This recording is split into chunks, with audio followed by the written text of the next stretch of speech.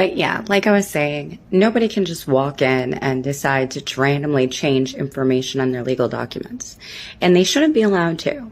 You should have to go through the process, and the process that transgenders individuals have to go through is the same exact process any of us have to go through. So again, this is not discrimination.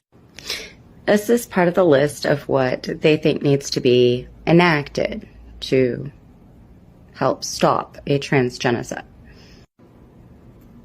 Essentially, all this is asking for special privileges for the trans community. That doesn't stop discrimination. It is, in fact, a form of discrimination in and of itself.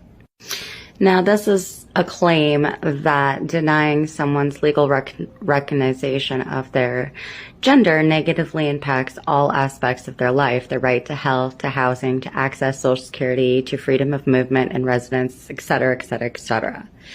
Please, show me where it does any of these things. Because there are already laws in place that protect you on the basis of your SMECS. So it doesn't matter if you're a man or a woman or anything else. It does not impact any of this.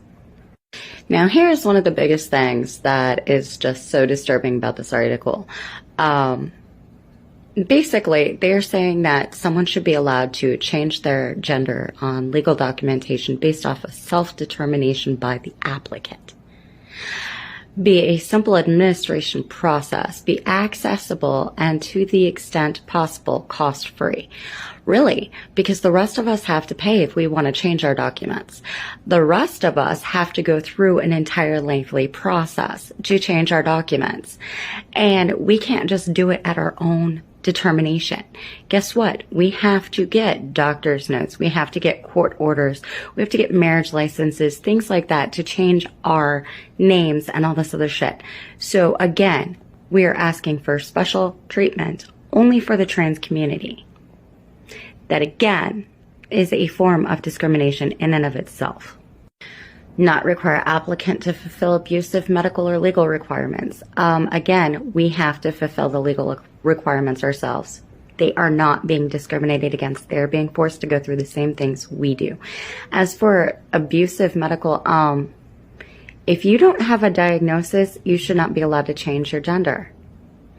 Recognize non-binary identities. Okay, that creates a whole new issue, and we would have to restructure our entire legal system if we were to do that. Do none of you realize that? Ensure that minors also have access to recognition of their gender identity. Minors are still under the control of their parents. So try again. Part 3. Clapper.